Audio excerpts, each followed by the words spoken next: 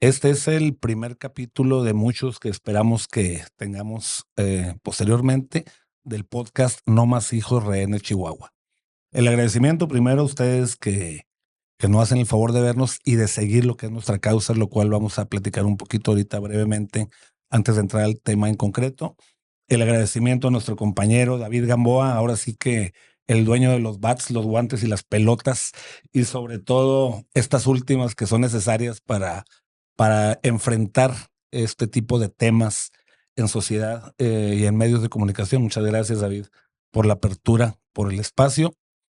A grandes rasgos y por ser el primer capítulo, vamos a explicar un poco qué es No Más Hijos Rehenes para que nos conozcan un poco. No Más Hijos Rehenes, una organización que surge hace casi 3 años en Nuevo León. Nuestro presidente Alejandro Ríos, por un caso de obstrucción parental y en desconocimiento todavía de los procesos, acampa un mes afuera de un DIF. Una vez que eso sucede y que se hace mediático, comienza a acercarse gente, a visibilizarse el tema y se organiza No Más Hijos Rehenes, primeramente en el estado de Nuevo León, y el cual al día de hoy ha tenido un impacto al nivel nacional. Estamos en 23 estados de la República. Nosotros somos la delegación Chihuahua. Lo saluda su servidor, José Luis García, delegado en el estado. ¿Qué es No Más Hijos Rehenes? Una organización que defiende el derecho de los niños a la sana convivencia con mamá y papá. Es importante hacer la precisión de que no somos un grupo de hombres, si bien la estadística nos lleva a que haya más hombres en la situación por la mayor parte de custodias que suele tener la parte materna. Si bien esa es la constante, tenemos una buena cantidad de madres de familia también en esa situación, las cuales también están defendiendo la causa y sobre todo también mujeres, madres, abuelas, tías, que indirectamente están también siendo afectadas por la situación de obstrucción. Entonces, esto no es un grupo de hombres, esto es un grupo que defiende el derecho de los niños a un sano crecimiento, a una salud emocional con ambas partes ahí de sus raíces activas. Lo saluda de nuevo su amigo José Luis García, delegado, y esta vez en el podcast número 1 tenemos el tema de la falsa denuncia. Nuestro invitado, nuestro compañero, empresario y licenciado en Derecho, Daniel Figueroa. Saludos, Daniel, ¿cómo estás? Muy bien, gracias. Muy buenas tardes. Primero que nada, agradecer la oportunidad, no solo de pertenecer a esta institución, a esta asociación, sino de estar aquí intentando hacer un, una diferencia, ¿no? Buscar precisamente dentro de lo que es lo que nosotros manejamos, que es la sana convivencia con nuestros hijos, lo que es el derecho de los menores, que es la bandera que defendemos nosotros principalmente, más allá de que todas estas situaciones como hombres nos afectan, nos atañen, también el derecho de tener una familia, de tener todo, todo por lo que alguna vez soñamos reflejado dentro de una familia, dentro de una sociedad y defender esos valores es lo primordial y agradeciendo la oportunidad de estar aquí en este podcast, iniciando también. Correcto. Entonces, una vez habiendo tenido este prólogo, iniciamos el tema de hoy, podcast número 1, la denuncia de hechos falsos o la falsa denuncia como obstrucción, como herramienta, perdón, de obstrucción parental. Esto es No Más Hijos Rehenes Chihuahua. Comenzamos ya de manera franca con el tema y haciendo la pregunta por aquí a un compañero que ha venido a aportar de manera muy valiosa porque es un compañero muy meticuloso. Aparte de, si bien no se dedica al litigio, es empresario, trabaja por su cuenta, es licenciado en Derecho y su caso personal lo ha llevado a meterse a profundidad en el tema en general de todo lo que atañe, ¿verdad?, a la obstrucción parental con sus colaterales legales. Y entonces el día de hoy, el tema, como lo dijimos, es la denuncia falsa como herramienta de obstrucción. Primero que nada, yo creo que la pregunta que nos surge, ¿qué es la denuncia falsa? ¿Cuál es la definición legal? Legalmente, la denuncia falsa es la manifestación de hechos falsos, precisamente ante una autoridad judicial, con el propósito principalmente de dañar a la reputación o la credibilidad de una persona. En, en los casos, como bien lo mencionas, de obstrucción parental, es una herramienta que se ha utilizado lamentablemente apoyada con abogados desleales y hasta cierto punto a veces con complicidad o falta de empatía de parte de los mismos juzgadores o ministerios públicos. Correcto. Por aquí nos auxiliamos un poquito en algunas fuentes. Nos dice precisamente que la falsa denuncia ha venido a caer en la constante, ¿verdad? De que se usa con algunos objetivos como estrategia. Uno de ellos es desacreditar al objeto de esos, de la denuncia de esos hechos falsos, desacreditarlo ante sus hijos, ante la familia y ante la autoridad. Es decir, tiende a sembrar un prejuicio en la autoridad sobre la persona que está siendo denunciada. Ese es uno de sus objetivos. Otro de los objetivos por el cual se toma en cuenta es restringir el acceso a los hijos. ¿Qué pasa? Los abogados, y ojo, porque esto es algo que los abogados no quieren que la gente sepa. Los abogados saben que mientras el padre no custodio esté sin ver a sus hijos, estará luchando manifiestamente porque eso suceda. Entonces buscan la manera y no le dicen directamente al cliente. Hay que tener cuidado. Vamos a ordenar más adelante en ese tema, pero no le dicen al cliente las consecuencias. Simplemente le interesa que el litigio permanezca. Entonces, ¿qué hace? Sugerir a la parte custodia restringir el acceso a los hijos. ¿Y cómo lo logran de esa manera? Con una denuncia de hechos falsos que les sirve como una herramienta para imponer restricciones. La gente quiere tener el control exclusivo de las decisiones sobre sus hijos. ¿Por qué? Porque eso le da prestaciones económicas en ocasiones y le da sobre todo el control. A veces no se trata ni siquiera de eso, sino es una guerra de poder. La gente está enojada cuando se divorcia y hay cuestiones que no deberían usarse, pero desgraciadamente se llevan a cabo.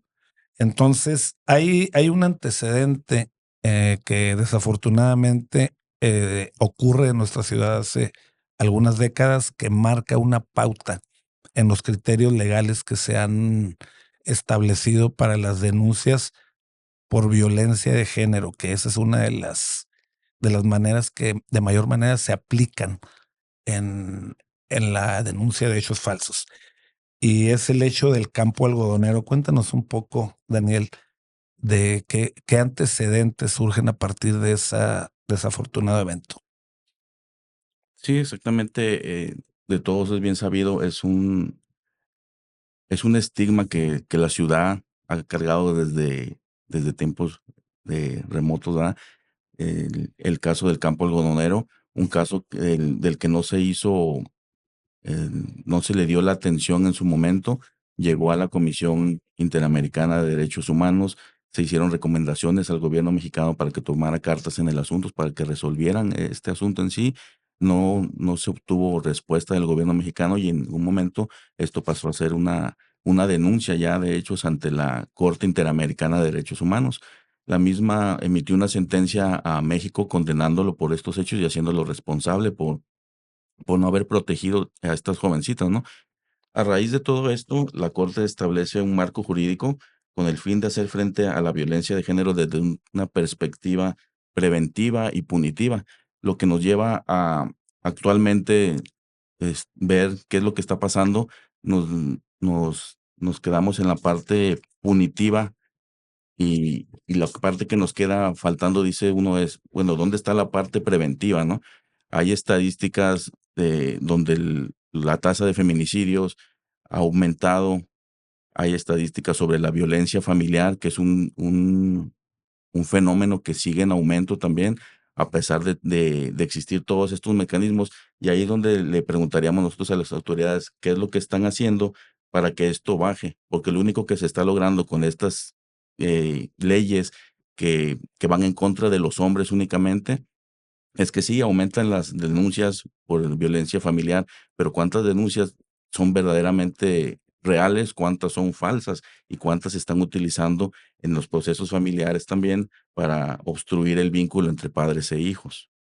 Sí, tocas un punto sumamente interesante ahí porque hay estadísticas que bajo una línea de darle seguimiento a esto y ahora sí que quitarse ese estigma que nos pone por ahí derechos humanos internacionales, se ha caído en excesos y se ha caído en abusos, a grado de que no se está previniendo, como tú dices, y que estadísticas se han cargado un poquito los dados para minimizar este hecho de la falsa denuncia. ¿Por qué? Porque si yo fiscalía, si yo Ministerio Público o si yo gobierno en general al informar, estoy generando trabajo diciendo que se atendieron un X número de denuncias, ¿no?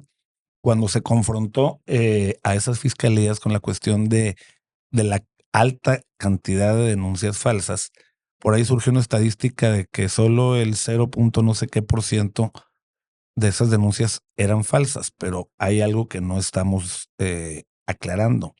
Ellos están tomando como denuncia falsa una denuncia que una vez que se dictaminó por un juzgado, la persona afectada fue y puso un juicio, ya sea penal o civil de responsabilidad, y luego ese juicio resultó condenatorio. ¿Verdad? Esos son los que están tomando como referencia para decir lo que son denuncias falsas. Si fuéramos con el mismo criterio, estaríamos preguntándole, bueno, ok, entonces para decir cuántas no son falsas, cuántas de esas denuncias terminaron en sentencia y condena, ¿verdad? Para la persona Exactamente. que fue denunciada, ¿verdad? Y se agotaron las instancias de amparo y todas las correspondientes. Entonces, no estamos balanceando bien la ecuación. La falsa denuncia es una herramienta y todos lo sabemos. Más que estadísticas, es cuestión de conciencia. Todos tenemos, todos conocemos a alguien que en un momento está siendo objeto de un señalamiento que no es real, ¿verdad? Por ahí, ojalá nos pueda apoyar David con un video por ahí que tenemos explicativo como ejemplo de la, a dónde nos ha llevado la cuestión de la denuncia como un arma para que la gente abuse, como un arma de manipulación, como un arma de amenaza. Hay una cuestión muy interesante en ese video que ojalá lo podamos poner ahí en algún momento. ¿Reforma? Sí, a ver, 222, por favor. ¿No te maneja la aplicación? Sí. Pues entrar. No, pero vamos, te estoy especificando dónde vas. O sea, vas lento y te la dejas pasar al carro. O sea, no invente. Señora, pues ¿qué hago? O sea, tampoco puedo dejar que no pase el O coche. sea, no invente. O sea, yo llevo prisa. Con Todos los taxistas, pinches taxistas mugrosos son iguales, ¿eh? Ay, Igual. tampoco me ofenda, por favor. No le estoy faltando respeto. Ay, o sea, ¿por qué no te...? Señora, Pues lo podías pasar. señora, está el semáforo. Ay, no. Está el semáforo, señora. ¿Qué hago? Mire, ya me crucé aquí en las Ay, meras sí, rayas. Sí, sí. Y nada más le pido que no invente chismes. Porque no le he hecho nada, señora. ¿Por qué chismes? Por eso. De que No te sé, reporte de que no sé a quién estás está hablando. acosando. No sé a quién está hablando. ¿Cuál acosando, señor? Ni le estoy diciendo nada. Simplemente le estoy diciendo que no puedo ir más rápido. Bueno, pero es tu palabra contra la mía. Aquí la voy a bajar, ¿vale? No. Con todo respeto se lo digo. Termina el viaje. Ya terminé el viaje. Ya. Termina No se el preocupe. viaje. No, No mames, llevo prisa. Discúlpeme, señora. No la puedo, ya no la puedo llevar. Te voy a acusar de acoso. Ahí está tu pinche opinión. Te va a pagar mi madre, pinche culo. Correcto. Acaban de ver este video. Para darnos cuenta, es nada más un ejemplo de a lo que nos lleva una circunstancia mal aplicada en exceso, tratando de establecer una cuestión de justicia. Estamos desbalanceando. La pregunta es, ¿qué hubiera pasado si en lugar de este conductor ser una persona templada, hubiera sido una persona realmente reactiva y se hubiera sentido acorralado? ¿Qué hubiera pasado si la persona lo está amenazando infundadamente con una denuncia de abuso y ha sido realmente alguien que le guste delinquir? ¿Qué hubiera pasado con esa persona? ¿A qué hubiera exactamente? Se genera violencia Correcto. Entonces, de la hay supuesta víctima. hay que tener mucho cuidado con a dónde se lleva a acorralar a las personas, ¿verdad? Yo creo que tenemos que ver todas las aristas por ahí. Si atendiendo eso, yo creo que más adelante vamos a ir con las consecuencias emocionales que tiene sobre los participantes, pero vamos un poco con lo tangible primero. ¿Nos puedes apoyar aquí, Dani, con los artículos que son referentes al tema de la falsa denuncia? Ok, sí, tenemos que en el Código Penal del Estado de Chihuahua existen artículos que son relativos precisamente a las falsas acusaciones hacia lo que son. Tenemos, por ejemplo, el artículo 314 habla de simulación de pruebas. Dice, a quien, con el propósito de inculpar a alguien como responsable de un delito ante la autoridad judicial, simula en su contra la existencia de pruebas materiales que hagan presumir su responsabilidad, se le impondrán de 1 a 5 años de prisión y de 100 a 300 días multa. Se aplicarán las mismas penas a quien simule o aporte pruebas falsas en cualquier procedimiento jurisdiccional con el propósito de obtener beneficios o causar un perjuicio indebido. Tenemos con respecto en sí a la denuncia falsa el artículo 307, que nos dice, quien al declarar por sí o por medio de representante ante autoridad en ejercicio de sus funciones o con motivo de ellas, faltare a la verdad en relación con los hechos que motivan la intervención de ésta, será sancionado con pena de 6 meses a 6 años de prisión y de 100 a 300 días multa. La misma penalidad se aplicará al representante que con conocimiento de la falsedad intervenga en la forma prevista en el párrafo anterior. Este artículo nos habla exactamente de la presentación de una denuncia falsa de hechos ante una autoridad con motivo ya sea ante el Ministerio Público o ante la autoridad judicial. Lamentablemente lo que pasa en la práctica es que cuando una persona sale absuelta de una situación de denuncia falsa, como dices tú, ya no se sigue. Y por otra parte, cuando sales absuelto, lamentablemente no se maneja la inocencia, o sea, la de la persona, sino que se dice, sales absuelto por falta de elementos para haberte dictado una sentencia condenatoria, ¿no? Entonces, esa es la parte que se nos hace difícil como para devolver la bolita de que, ok, fui víctima de una denuncia falsa, pues ahora va de regreso a esta parte para que la persona reciba una sanción, ¿no? Correcto. Yo creo que como en todo en posible comisión de un delito, la prevención es muy importante. Y si bien para efectos de contrarrestar este cáncer que es la falsa denuncia, una herramienta muy útil, pues desafortunadamente, pero necesario, es pues que se actúe legalmente en consecuencia, ¿no? Hay responsabilidad civil, hay responsabilidad penal al respecto. ¿Qué podemos hablar de la prevención? Vamos a ver un poquito de qué podemos hacer para prevenir esta situación. Primero que nada, a las personas que tengan en mente o que hayan tenido en mente o que en este momento estén tratando de ser persuadidos por alguien para que esto suceda. Vamos a formarnos una imagen mental en este momento.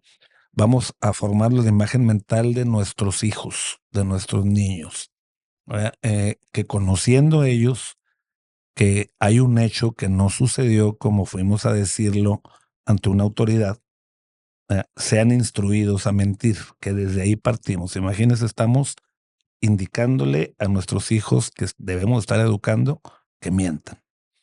Después de eso, si eso llega a tener consecuencias, la persona no sabe defenderse legalmente y papá, en este caso, o mamá probablemente, van a la cárcel, ese niño va a tener que ver a los ojos a papá o mamá un día, y saber que mintió y saber que sus mentiras pusieron a su papá o su mamá en la cárcel.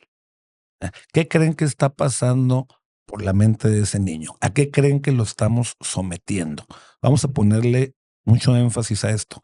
Y ustedes, cuando se hagan conscientes de que hicieron todo eso porque ustedes estaban enojados y obligaron al niño a traicionar a papá o a traicionar a mamá al grado de hacer un daño de ese tamaño, ¿creen que ustedes podrán manejar eso posteriormente? Esa es la primera cuestión que tenemos que tener en mente, más allá de leyes, más allá de cualquier otra cuestión, es la conciencia. No tendríamos que estar pensando en cuestiones ejecutorias si pensáramos con el sentido común. Si pusiéramos por antelación el derecho de los niños a una vida sana emocionalmente. Yo creo que esa es una parte importante, Daniel, ahí de la cuestión, la prevención, independientemente de lo legal. ¿Qué nos tienes que decir de esto? Sí, exactamente. Los mayormente afectados siempre van a ser los menores, ¿no? Estamos hablando de un conflicto de pareja. Muchas veces los procesos empiezan en forma más amistosa, por así decirlo, en la cuestión familiar. La cuestión se varía únicamente de lo que es la guardia y custodia, el régimen de convivencias y la pensión alimenticia. Es lo básico, ¿no? En un proceso familiar. Pero lamentablemente a veces llegan desacuerdos. Hay un procedimiento que es el de justicia alternativa, que está previsto también en el Código Familiar. Lamentablemente muchas veces no se llega a ese proceso, porque al momento de meter la demanda, se hacen insinuaciones sobre supuesta violencia familiar. Entonces, ¿a qué nos lleva esto? El juez se ve imposibilitado ante esas simples insinuaciones de acceder a este proceso, y lo hacen hay que decirlo como es, ¿no? Lo hacen muchos licenciados con la finalidad de que el proceso no termine, porque saben ellos que si un proceso se deriva a justicia alternativa, va a haber un mediador que es el que se encarga de llevar todo el proceso y llegar justamente a un acuerdo y que se presente ante el juez. Entonces, ¿qué pasa ahí? Se acaba la minita de oro, ¿no? Lamentablemente también, bueno, no hacen una denuncia penal en ese momento también, porque dicen, bueno, estamos en el proceso familiar y hay que lograr que se establezca una pensión. Pero ¿qué pasa si lo meto en la cárcel ahorita? Pues tampoco va a haber quien la pague, ¿verdad? La pensión. Tío, Entonces, ese es el modus operandi, lamentablemente, de muchos abogados. Y también inclusivemente hay operadores dentro de los mismos juzgados, llámese secretarios de acuerdo y por qué no decirlo, tal vez hasta jueces, ¿no? Que permiten que todo esto pase. Es algo muy lamentable, como dices, el hecho de que dentro del mismo proceso está considerado la escucha de menor también. No debiéramos ni siquiera llegar a esos extremos si se llegan por medio de la justicia alternativa, a solventar todas las diferencias, llegar a un acuerdo en que lo que quede establecido sea como se menciona, la guarda y custodia, el régimen de convivencias para el padre no custodio y la pensión alimenticia. Sales de ahí, te das un estrechón de manos con tu expareja y a seguir la vida, ¿no? A seguir los dos educando al menor. Pero, ¿qué pasa en estos casos? Como digo, se corta el proceso de justicia alternativa para poder seguir lucrando, y eso es la parte que no es justa sobre todo para los menores, porque uno como adulto debe hacerse responsable de sus propios actos, y lo que a mí me diga mi pareja, mi expareja, lo que yo le diga a ella, no va a pasar de ahí, pero los menores no entienden de esas cosas. Entonces, llegarlos a someter a una escucha de menor, que aunque se sigue un protocolo de la Suprema Corte para no revictimizarlos, sigue siendo algo donde se están presentando los niños y se les está preguntando, y muchas veces con esa carga de ir hacia uno de los dos progenitores, y que el otro intentar inculparlo de algo, el mismo juez le pregunta al niño: ¿cómo es tu relación con tu padre? ¿Cómo es tu relación con tu madre? Eh, ¿Te ha hecho algo malo? ¿Alguna vez ha hecho algo que no es correcto? Aunque hay una presencia ahí de un psicólogo, de un tutor, las preguntas a veces muy incisivas hacia los menores. Entonces, no, yo estoy bien con mi papá, yo quiero verlo.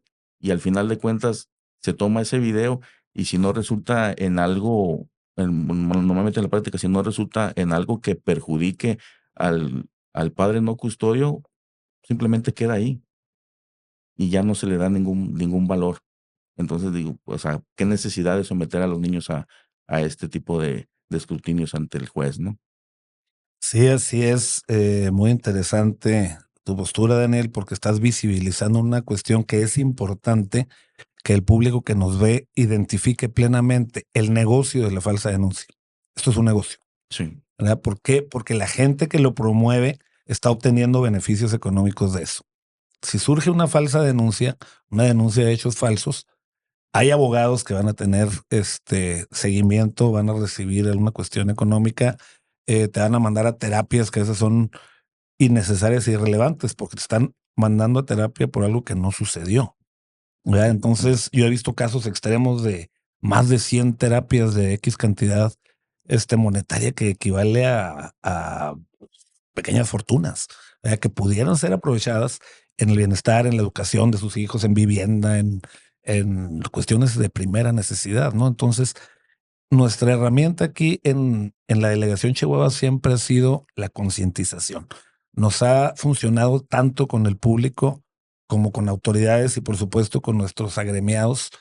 La aclaramos ahorita en nuestro primer podcast, no somos abogados, no somos psicólogos, nadie trabaja en la AC, nadie tiene un sueldo, no tenemos particularmente en nuestra delegación ni siquiera una cuota asignada. Aquí somos personas que tenemos un trabajo, personas que estamos trabajando por una causa común, que son los niños de todos. Aquí nadie viene a luchar por sus hijos, aquí todos luchamos por todos los niños que tengan esos derechos. Incluso habemos personas como su servidor particularmente, que ya estamos viendo a nuestros hijos con normalidad y en base a nuestras experiencias, en base a la concientización, en base al dominio emocional, en base a todas estas cuestiones, seguimos aquí. ¿Por qué? Porque hay compañeros que todavía no, hay niños que todavía quieren ver a papá y sobre todo vienen nuestros hijos atrás.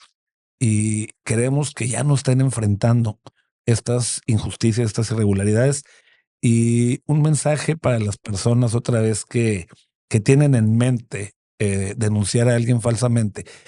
Esto y promover leyes en ese sentido, que le den crédito a la palabra de alguien sin una carga de prueba, que por el solo dicho de alguien pueda alguien ser señalado y tener efectos legales. Recuerden que es gracioso hasta que nos toca a nuestro hijo, a nuestro hermano, a nuestro sobrino, a nuestro tío, y que si se fijan precedentes, no siempre van a ser a favor. Recuerden que todos somos parte de una sociedad y el día que dejemos de dividir hombres y mujeres y todos peleemos, luchemos por la misma causa, que es el bienestar de los niños, yo creo que muchas cuestiones cambiarían. Les adelantamos un poquito de un plan próximo que tenemos aquí. Le damos la primicia a nuestro compañero David para su página periodística. Vamos a trabajar en un proyecto de ley que precisamente visibilice, establecer mecanismos efectivos para detectar la falsa denuncia y vamos a solicitar apoyo gubernamental en todas las modalidades posibles, desde apoyos económicos, recursos, terapias psicológicas, terapias de reintegración para la gente que haya sido víctima de falsa denuncia, concretamente familiar. ¿Por qué? Porque es necesario erradicar esta práctica. Es necesario porque nadie sale beneficiado fuera de quienes obtienen un recurso económico.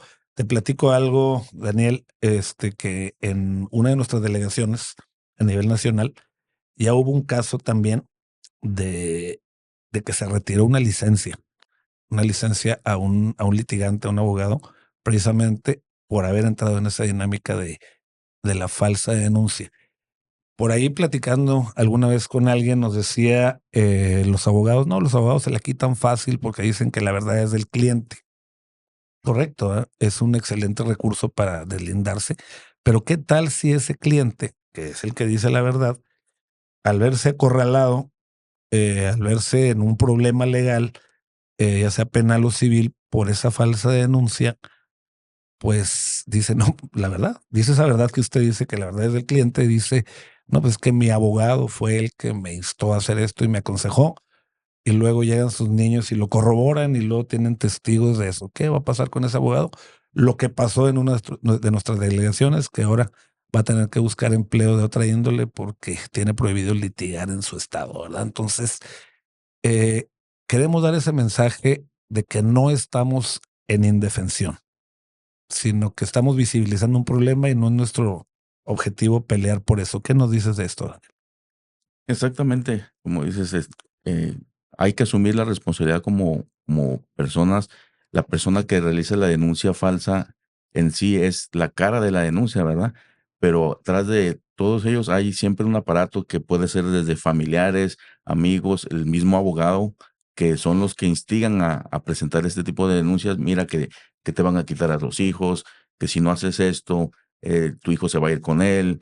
Entonces van metiendo miedo a la persona, y algo que es muy importante y que no se ve desde un inicio es que las personas cuando entran en un litigio están en un estado emocional, están en un choque emocional, y a veces no pueden tomar decisiones. Entonces lo más factible o lo más correcto para ellos es dejar todo en manos de un abogado, y a veces no saben el abogado qué clase de abogado consiguieron, porque lo que hacen es que, bueno, a ver, recomiéndenme abogados que sean buenos, que sean perros, ¿no? Y luego sí te recomiendan uno, pero es un perro, pero es un sucio. Entonces, ¿qué pasa con eso? El abogado, como dices tú, va a decir, la cara de la denuncia es él, entonces contra quien va la responsabilidad es él, pero la cuestión es que la persona no sabe de artículos, no sabe de artilugios, entonces se ve del mismo patrón de la denuncia, que no pudo haber sido la persona, pues si no tiene conocimientos de derecho, la que haya esgrimido todos esos hechos falsos, ¿no? Entonces, es bueno visibilizarlos y, como dices tú, hacerles ver que ya nos dimos cuenta, ¿no? No solo aquí en el grupo, en sociedad general se está dando cuenta del modus operandi que tienen y que no lo vamos a permitir, que ya basta de todas esas denuncias falsas, de estarnos separando de nuestros hijos, de estar creando división, inclusive una guerra de sexos, o sea, que ya escala a unos niveles muy altos, ¿no? Entonces no podemos permitir que esto siga sucediendo, y, como dices, buscar alternativas, acercarnos con las personas correctas para buscar que también se vaya cambiando la ley, que se vaya reformando la ley para que todo vaya siendo más justo. Eh, si me permites, tengo por aquí hablando sobre lo que nos atañe, que es la cuestión de la violencia familiar.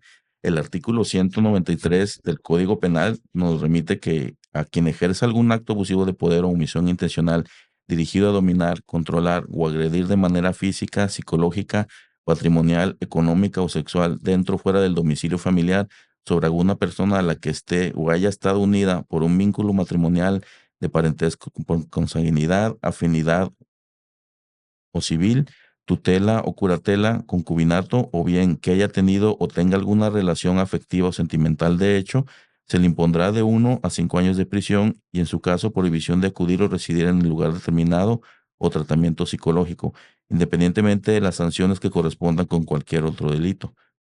Y ese artículo nos habla de la violencia familiar, que es de donde parte la mayor parte de las denuncias falsas, ¿no? Uno de los favoritos es la violencia psicológica. Me llama la atención que un parrafito abajo de este artículo nos dice que los actos de violencia que se refiere al presente artículo se entenderán en los términos de la ley estatal del derecho de las mujeres a una vida libre de violencia. Mi pregunta aquí es, por qué remite únicamente a una ley que es exclusiva para protección de la mujer, ¿no? Estamos hablando que el delito de violencia familiar lo recibe, puede ser el hombre, la mujer, o en su mayor parte los niños. Entonces, decir que se va a remitir a la Ley Estatal de Derechos de las Mujeres a una vida de violencia es establecer una supremacía o una protección o una sobreprotección de únicamente las mujeres en un delito que es de familia. Es una parte como de discriminación, y abocándonos a lo que es precisamente el artículo al que remite de la Ley de Acceso a las Mujeres a una vida libre de violencia. Nos vamos al artículo 5, que sería los tipos de violencia contra las mujeres, que son la violencia física, cualquier acto que inflige daño a la mujer a través del uso de fuerza física o cualquier tipo de armas o objetos, ácido, sustancia corrosiva, cáustica, irritante, tóxica, inflamable o cualquier otra sustancia que en determinadas condiciones pueda provocar o no lesiones, ya sea internas, externas o ambas. La segunda sería violencia sexual, cualquier acto que degrada o daña el cuerpo y o sexualidad de la víctima y que por tanto atenta contra su libertad, dignidad e integridad física. Es una expresión de abuso de poder que implica la supremacía masculina sobre la mujer al denigrarla y concebirla como delito. Violencia psicológica, que es el que te mencionaba, que es el favorito, ¿verdad?, de las fiscalías.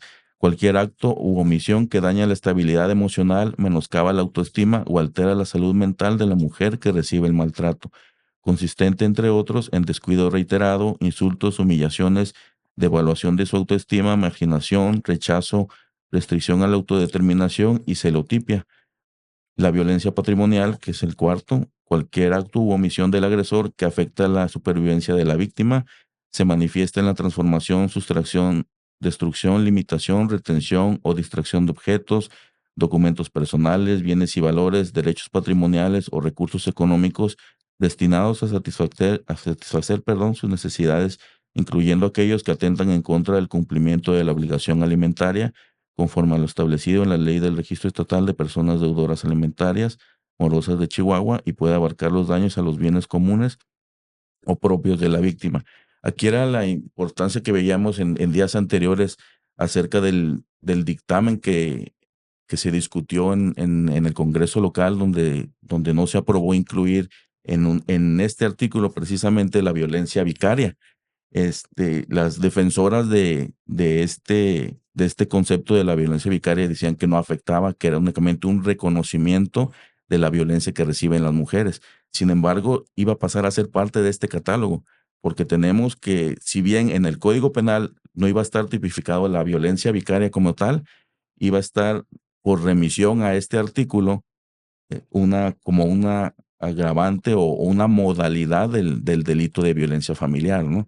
Entonces, si como ya vemos la violencia psicológica, que es el que más se utiliza ahorita para denunciar falsamente, ya se les está quemando ese cartucho. Ya cada vez es más difícil que se logre tanto una vinculación como una condena por es- por esta motivo. cuestión de la violencia psicológica, porque los dictámenes que realiza la fiscalía lamentablemente son de un nivel paupérrimo, se basan en test que no tienen una comprobación científica, que son test que bien pudieran haber agarrado, no sé, de la revista Vanidades, de TV Notas, de cualquier lugar así, ¿no?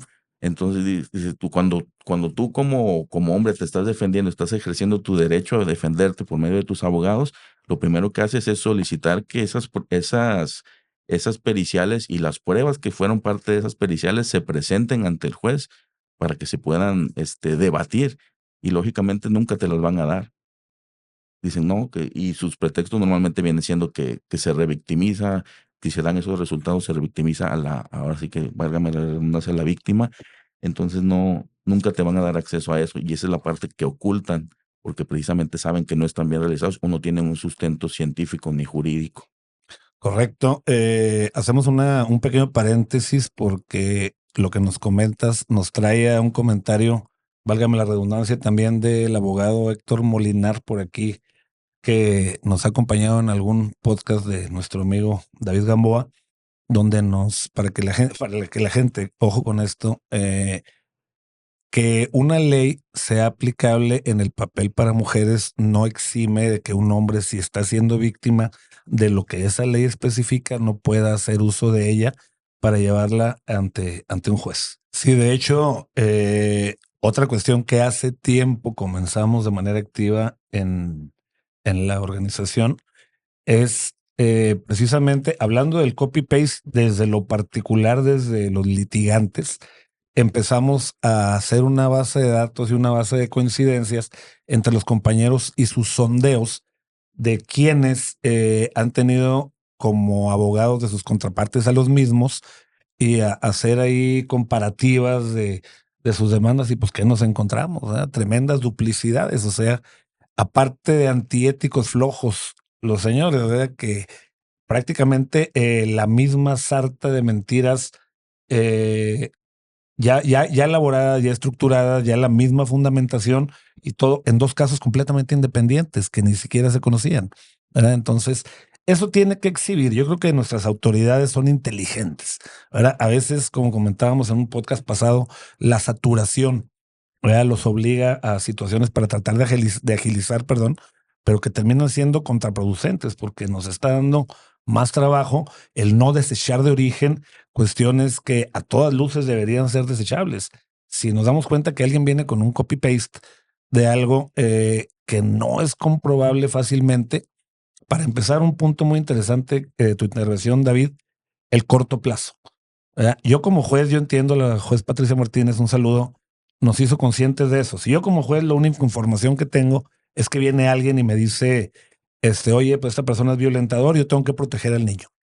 ¿ya? Pero protegerlo no significa privarlo. Protegerlo puede ser mandarlo a un centro de convivencia, que puede ser una buena opción para que no se rompa el vínculo, para que esté en un entorno seguro conviviendo y para que los profesionales se den cuenta realmente de qué está sucediendo, ¿verdad? Hay gente muy profesional en el Centro de Convivencia de Ciudad Juárez, también los saludamos, que están atentas a eso, ¿verdad? Entonces, en un entorno seguro, si no estoy seguro, si no hay una sentencia condenatoria a la persona, ¿verdad? Entonces yo tengo que haya el beneficio de la duda y voy a proteger al niño, pero no privándolo, sino mandándolo a un lugar donde sea observado y controlado para que nos ayude eso como una herramienta a ver realmente la factibilidad de esa posible denuncia, ¿no?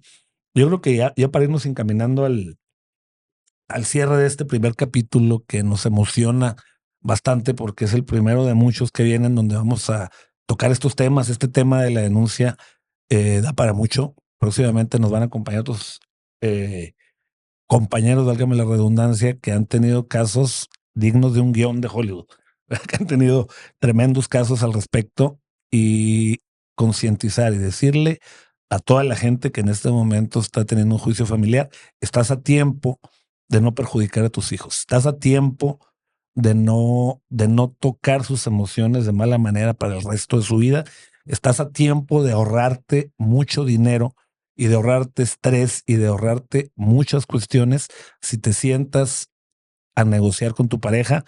Si es algo que ya no es factible, que no es viable cara a cara, hay un centro de justicia alternativa. Próximamente vamos a invitar, ojalá nos pueda acompañar por ahí el titular, que también fuimos recibidos en su momento de muy grata manera, que es un gran servicio, es alguien sentado desde una neutralidad emocional y con conocimiento legal y conocimiento psicológico, que te va a decir, oye, pues esto propones, ¿qué tal si esto es viable para los dos? Y nos ahorramos muchas cosas. Antes de denunciar falsamente, piénsalo de veras, porque hay otras alternativas que te van a costar mucho menos daño, mucho menos dinero y sobre todo mucho menos cuestiones negativas para tus hijos. Ya, para terminar por aquí con el tema, ¿qué nos cuentas, David? ¿Cómo podemos cerrar aquí por el día de hoy, cuando menos porque da para mucho? Sí. ¿Cómo podemos cerrar el día de hoy con este primer capítulo de nuestro podcast? Híjole, yo tenía una reflexión, no sé si tengamos tiempo de que se las lea. Adelante.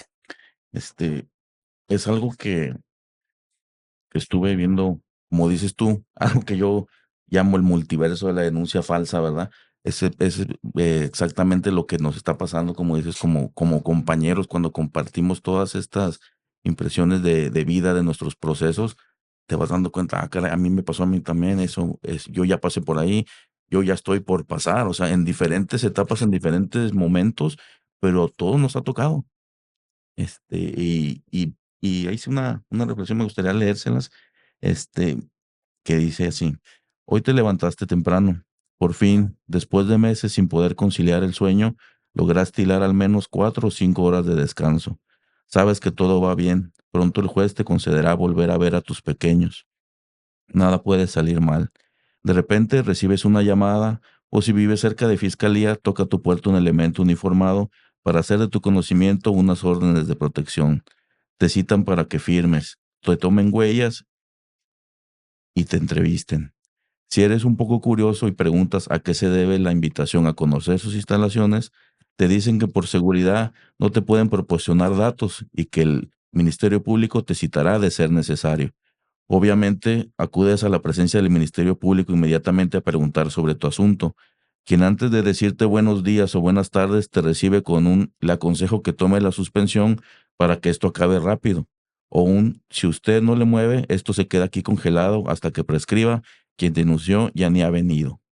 Obviamente, para este momento, una copia de esa denuncia ya está en manos del juez familiar, acompañada de un escrito promoviendo con palabras mayúsculas: se lo dije, como si el solo hecho de denunciar penalmente se convirtiera en una sentencia condenatoria o diera siquiera validez de que un hecho ocurrió.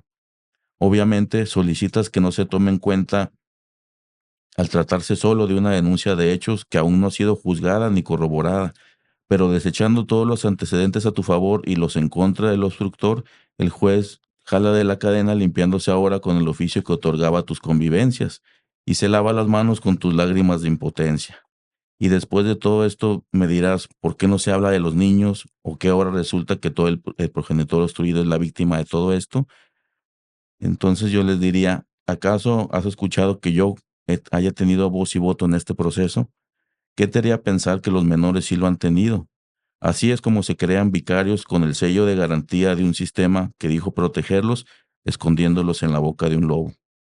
Podemos continuar aquí narrando episodios interminables de obstrucción, incumplimiento y denuncias falsas, o podemos exhortar a padres y madres a terminar juntos con este esquema destructivo, solo si entendemos que no dañas a tu expareja, que necesitas voltear a ver hacia atrás y hacia abajo, donde un pequeño se sujeta de tu pierna, lleno de miedo y tristeza, porque no sabe por qué debe de aprender a odiar a la mitad de su existencia y su historia. ¿Quieres que hablemos de las consecuencias legales de la falsa denuncia? Podemos seguirlo haciendo, pero a eso le tendrás más miedo que al juicio que tus propios hijos puedan hacer de ti cuando tengan la edad suficiente para comprender. Creo que, pues, esta es una parte de resumir, ¿no? Un poco toda esa afectación que a fin de cuentas la que se llevan son los menores. Son ellos los importantes aquí y los estamos desatendiendo, desde los padres, los abogados y los mismos jueces, ¿no? Nadie sale sobrando de este daño que se le está haciendo a los niños. La denuncia falsa afecta a quien la recibe, pero sobre todo a los hijos de quien la recibe. Correcto. Entonces, pues excelente esa reflexión para cerrar la participación y de esta manera terminamos nuestro primer podcast. Me quedo con lo que nos dice nuestro compañero Dani. Al final del día, nosotros adultos funcionales, como dice David, gente ya con una personalidad formada, vamos a seguir nuestra vida, ¿verdad? Los que están en formación son nuestros hijos. Ellos son los que van a tener un impacto severo sobre todas estas cuestiones. Entonces, hay un eslogan que es sencillo, pero es la base de nuestra organización. Con papá y mamá es mejor. Fuera de eso, queda poco que decir porque es algo que intrínsecamente todos sabemos, eh, ya sea los que hemos vivido, hemos crecido con papá o mamá, como los que no lo hemos hecho, sabemos que es importante. Entonces, yo creo que eso resume el trabajo de No Más Hijos Rehenes, tanto en México como en la delegación Chihuahua, al que orgullosamente pertenecemos. Y con esto damos por terminado el podcast primero. No, pues muchas gracias, agradeciendo la oportunidad de estar aquí en este inicio de este gran proyecto, ¿verdad? Para aportar para lo que se ofrezca. Que este podcast tenga muchos éxitos y de veras sirva como un instrumento de concientización, sobre todo para los padres y para todo quien tenga que ver con este tipo de situaciones. Y un último pequeño consejo para las personas víctimas de denuncia falsa: busquen atención psicológica. Es primordial. Sus redes de apoyo también es algo muy importante porque es algo que te puede consumir si no lo sabes controlar. Entonces, busquen ese apoyo. Gracias de nuevo y aquí estamos a la orden. Gracias. Esto es No Más Hijos Rehenes Chihuahua. Nuestro WhatsApp 551-6828, la 656. En nuestro Facebook No Más Hijos Rehenes Chihuahua. Te esperamos, compañero, para luchar por los niños de todos. Muchas gracias.